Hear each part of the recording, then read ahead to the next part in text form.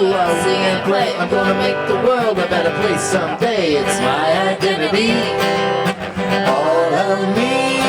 Well, you can make it, you can't fake it. Flicking this in, y'all, but don't break it. Just bring it, tell me what your thing is.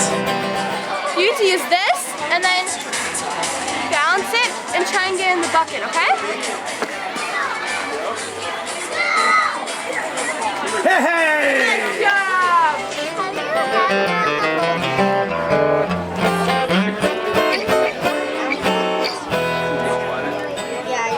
My brother, Todd Bol, invented the concept of Little Free Library, front yard sharing, in around 2009. He was working with the idea just before that. He had some failed things that weren't quite together, but one day he put together a box. He made it look like an old schoolhouse. And he did it out of an old garage. And currently, at the time, he was unemployed, so he was spending time thinking like that. The other thing he noticed is he had a lot of books in his basement, and he thought other people had books in their basements.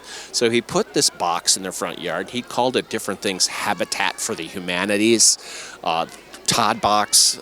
We had all kinds of names for it at first. And what he soon realized is that the curiosity of the box, that it's cute, draws people, and then they go, what is this? And then there's a little bit of instruction, says take a book, share a book, return a book, or not, so it's a no strings attached relationship, but then again, other people will have the reciprocity of returning a book.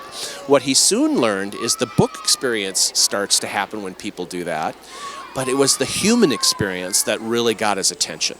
Neighbors who don't talk to each other are stopping and talking to each other at this space. It's a community building tool. It's a water cooler of the sidewalk. It gets people to bump into each other and have a conversation and about books, so it's a pretty nice topic to be talking about. Good morning. My name is Miranda Paul, and I'm the author of the book Little Libraries, Big Heroes. And this is a true storybook. This tells the story of someone from Stillwater, from this area, Todd Bol, and how he started a movement called Little Free Library. And we have someone very special here today. We have Allison, and this is Allison's dad, who started Little Free Library. And Allison is going to show you the pictures. But before we begin, Allison, would you like to say something, maybe just about the book and maybe what it means to you or your family? I think it's very precious. My dad passed away before this came out, unfortunately, but he did get to read an early copy or had family members read it to him, so that was very special, and he loved it, and we're very glad we have this. And I think families and children will enjoy the book. It has a great message, and it's also very well illustrated. Todd felt his nifty box of books had potential. He called up his friend Rick, who was always chock full of good ideas. Rick thought that they could build thousands of little libraries, like Andrew Carnegie, who once built 2,510 libraries. They could take trips, like Ludi Stearns, who brought traveling libraries all over Wisconsin.